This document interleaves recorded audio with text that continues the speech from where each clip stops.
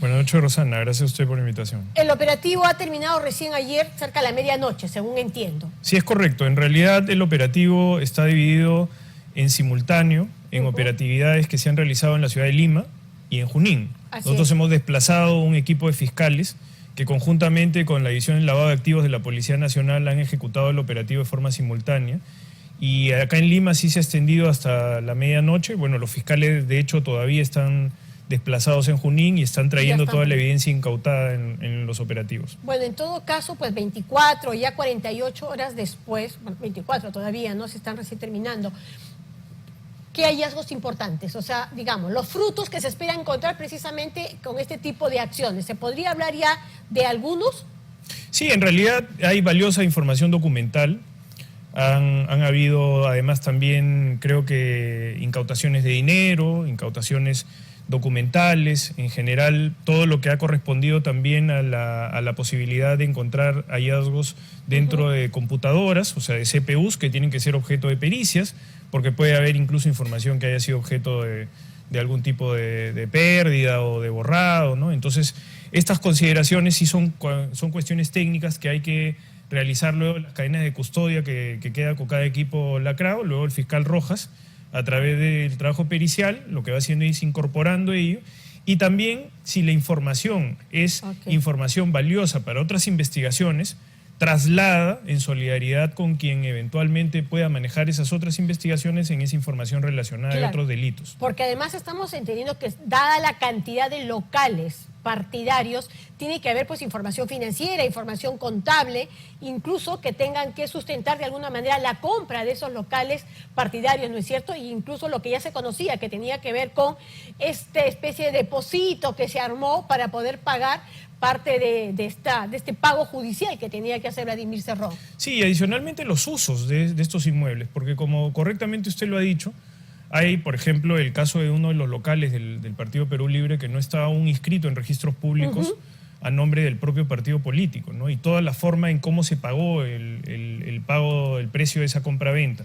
Además también porque dentro de los allanamientos se puede determinar cuál es el objeto de uso de ese inmueble, en donde hay una parte que efectivamente está destinada al uso de las actividades políticas del partido, pero hay también alguna parte de la vivienda que es usada para efectos personales, específicamente del señor Cerrón, con probabilidad. Entonces, de hecho, en ese aspecto, todo eso va relacionando a lo que puede hacer también la hipótesis de la presunta estructura de la organización criminal en donde el señor Cerrón, el señor Vladimir Cerrón, tiene un rol preponderante. Claro. Ahora, de inmediato Vladimir Cerrón emitió un tuit en el que habla de persecución policial, ¿no? Persecución judicial, perdón, y en el caso puntual del equipo especial. Zaira Arias también comparte, la congresista, pues esa indignación respecto a esta supuesta persecución y llama incluso a reforma judicial ya. ¿Cómo interpreta usted esa respuesta? Bueno, es una amenaza directa hacia los pilares fundamentales de la democracia, que es la independencia en el ejercicio de la función judicial y la autonomía del Ministerio Público, porque aquí estamos hablando, Rosana, de que la medida de ejecución de los allanamientos es autorizada por un juez de la Corte Penal Nacional, una corte altamente especializada en crímenes de alta complejidad. En ese sentido, nosotros lo que hacemos es investigar a políticos que presuntamente han cometido graves casos de lavado de activos, corrupción de funcionarios vinculados a aparatos de criminalidad organizada. Y realmente termina siendo siempre una declaración de los políticos el hecho de que se judicialice la política o que eventualmente sea una persecución política cuando nosotros nos mantenemos en el plano de la judicialidad técnicamente y guiados objetivamente por la evidencia que se va incorporando a las investigaciones. Ahora, acá creo que es sumamente importante entender el desarrollo de los hechos, partiendo primero de lo que significa dinámicos del centro, que es este caso de corrupción, y el salto que da para lavado de activos. Pero esto es precisamente sobre la base de los otros hallazgos, de que el dinero habría ido a financiar esa tesis. ¿Qué tan sólida es? Mire, es muy sólida y eso permite justamente que nuestra planificación estratégica no sea por los plazos máximos de investigación que normalmente son de 36 meses. Nosotros hemos pronosticado la duración de la etapa de investigación por 16 meses. ¿Eso por qué razón? Porque efectivamente hemos aprovechado toda la investigación que vino realizando la fiscal Bautista desde el año 2019 respecto a la actividad criminal previa, es decir, la fuente generadora de la plata negra que finalmente ingresa a la economía del partido y a la economía también de las personas que dirigen el partido. Entonces, ese avance de lo que es la actividad criminal previa, que normalmente habría tenido que ser abordado por la propia Fiscalía de Lavado de Activos, es un asunto que nos da un envión importante dentro del avance de nuestras investigaciones. Luego de eso, el fiscal Richard Rojas y su equipo de trabajo está activando todas las medidas que legalmente corresponden dentro del debido proceso para seguir incrementando la evidencia y la averiguación de la verdad en este grave caso. Claro. Entonces, en ese sentido, por ejemplo, cuando se han congelado algunas cuentas de Vladimir Cerrón, como se ha conocido públicamente, están vinculadas también a este esquema de lavado de activos, porque debería, digamos, proviene de este dinero sucio.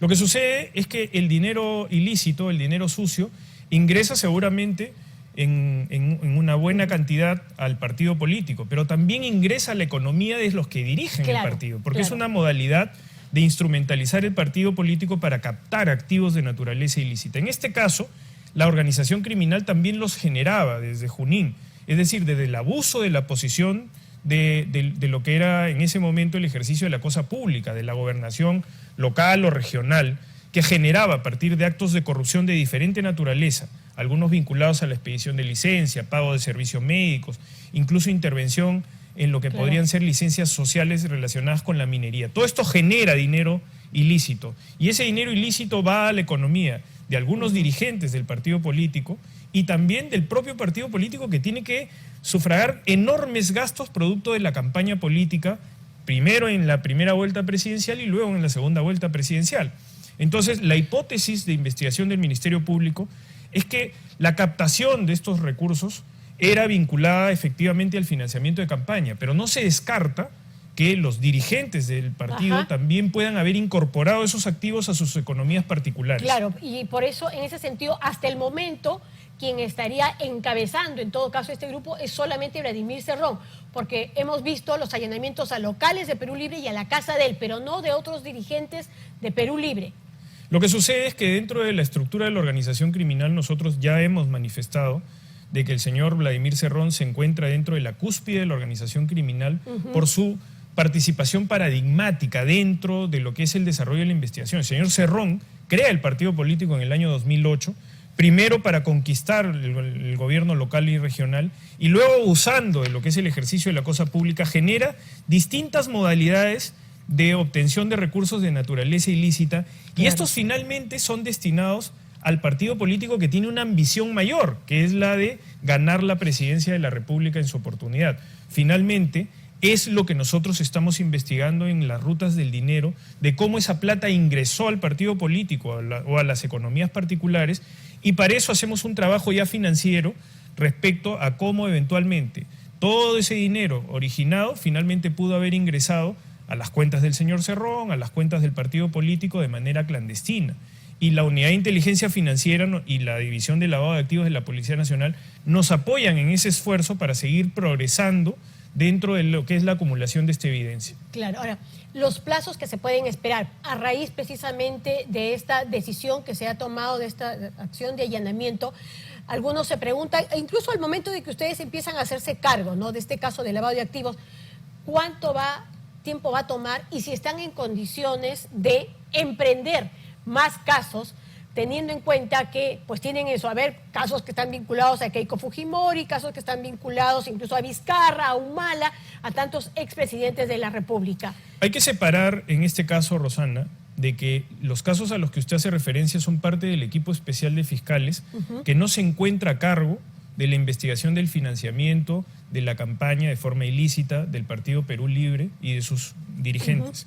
Este caso está en la división de lavado de activos, es decir, en la subespecialidad de lavado de activos, en la fiscalía del fiscal Richard Rojas, que nosotros más bien lo que hemos hecho correctamente, como usted lo refiere, hemos buscado reforzar su equipo de trabajo para generar la mayor productividad dentro de un caso de muy alto interés social, de muy alto perfil. De hecho, la proactividad del fiscal está reflejada en medidas de esta naturaleza que son respaldadas por la decisión de un juez del Poder Judicial altamente especializado, que es un juez de la Corte Penal Nacional de Criminalidad Organizada. De tal manera que la expectativa es que el fiscal Rojas, de forma autónoma, continúe evolucionando dentro de su investigación, siga, por supuesto, activando todos los mecanismos que la ley prevé, respetando el debido proceso, es decir, respetando el derecho de los investigados a defenderse, pero siempre procurando una finalidad en sí mismo del proceso penal, que es la proscripción de la impunidad. Nosotros lo que hacemos, reitero, es investigar a políticos que presuntamente han cometido graves casos y que tal vez reclaman ser tratados de una manera diferente, cuando son ciudadanos que finalmente también debe recaer todo el rigor de una investigación si es que eventualmente cometieron estos graves crímenes de los cuales están siendo objeto de investigación. Ustedes en varias oportunidades, entiendo, han estado solicitando información de parte de Perú Libre y de algunos de los dirigentes. ¿Ha habido colaboración de parte de ellos? Esa es una de las razones que se recogen dentro de la decisión judicial.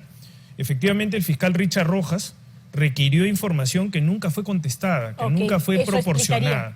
De tal manera que el fiscal, como usted comprenderá, Rosana, no puede quedarse de brazos cruzados a esperar que exista la materialización de esa voluntad incierta. Y por eso tiene que activar proactivamente todos los mecanismos que la ley prevé para buscar la información y precisamente de forma objetiva seguir progresando dentro de la averiguación de la verdad, que tiene elementos sólidos respecto a la presunción del financiamiento ilegal de esa campaña.